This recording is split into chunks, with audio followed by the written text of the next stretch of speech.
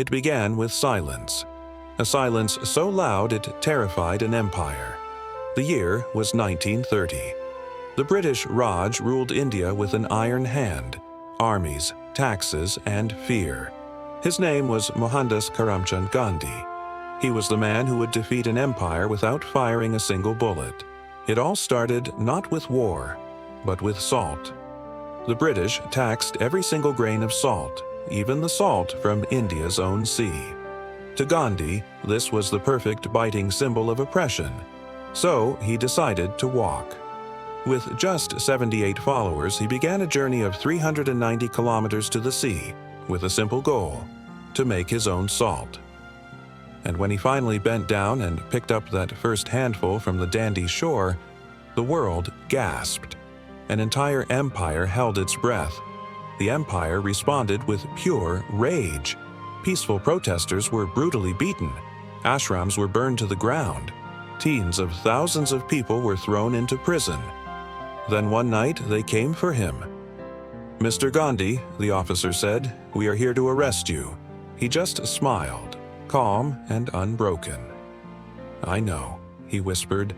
They thought prison would silence him. They couldn't have been more wrong. Instead, it ignited a movement that would spread like wildfire. To understand Gandhi's war, you have to understand his weapon, Satyagraha. It's a Sanskrit word meaning the power of truth, or truth force.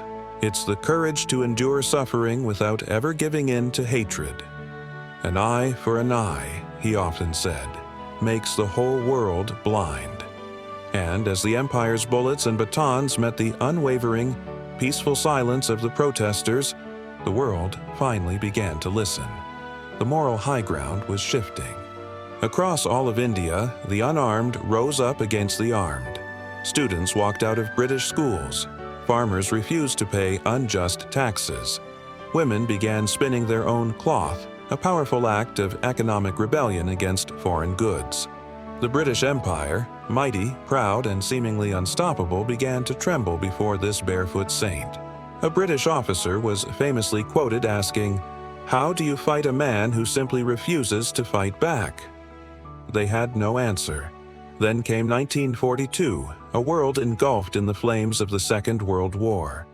Amid this global chaos, Gandhi raised his hand one last time and declared, "We shall either free India or die in the attempt.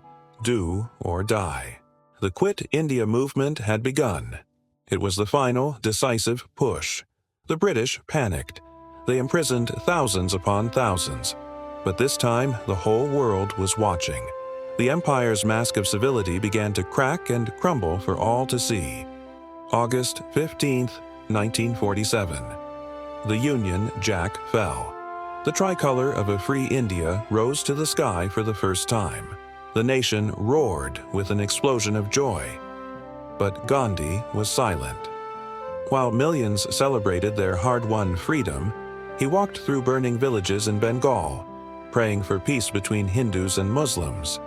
He had freed his country, but in the process, he had lost its unity to the violence of partition. It was a victory soaked in sorrow. January 30th, 1948. It was time for evening prayer at Birla House. A man named Nathuram Godse stepped forward from the crowd. He bowed respectfully, then pulled out a gun. 3 shots rang out in the quiet garden. The man who defeated an empire without firing a single bullet was killed by one. His last words were a prayer. "Hey Ram." Oh God. But Gandhi's death was not the end. His silence echoed across the entire earth, inspiring generations. Martin Luther King Jr., Nelson Mandela, and countless others picked up his torch and carried it forward.